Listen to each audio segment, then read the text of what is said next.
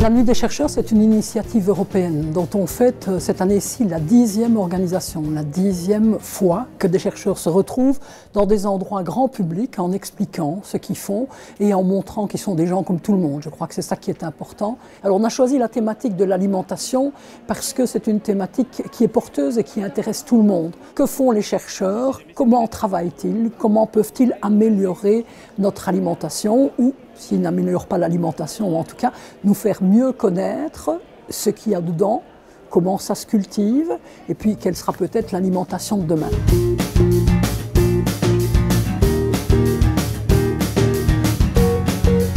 Aujourd'hui, moi je présente l'aquaponie, qui est la contraction de l'aquaculture et de l'hydroponie. Donc c'est une culture à la fois de plantes et de poissons. Il y a deux objectifs dans notre projet.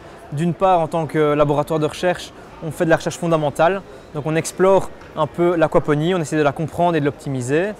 Et ensuite, en tant que projet plus appliqué, on essaye de produire un prototype fonctionnel qui pourrait à terme être commercialisé.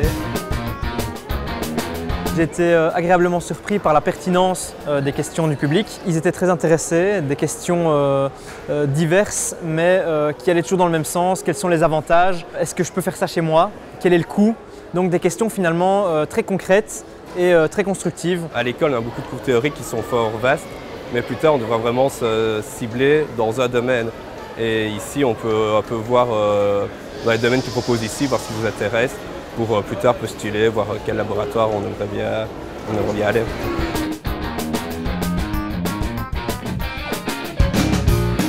Ici, ce sont des algues microscopiques qu'on cultive donc dans un liquide comme ce qu'on voit ici. Ici, dans chaque millilitre, on a plusieurs millions de ces microalgues, donc c'est vraiment très petit.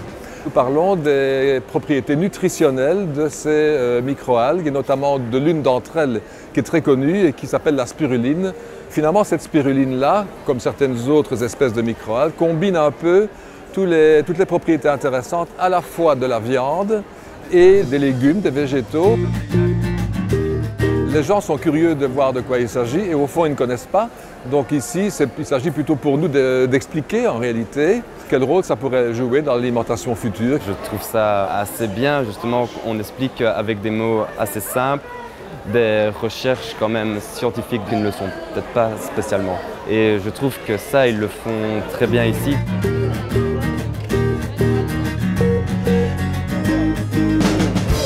On n'est plus dans l'idée de le chercheur c'est le fou du labo 4. Le chercheur c'est quelqu'un qui a décidé de faire un métier et il apporte des choses à la société et répond à des besoins de la société. Et c'est important que les gens puissent s'en rendre compte et puissent les rencontrer, les toucher et échanger avec eux.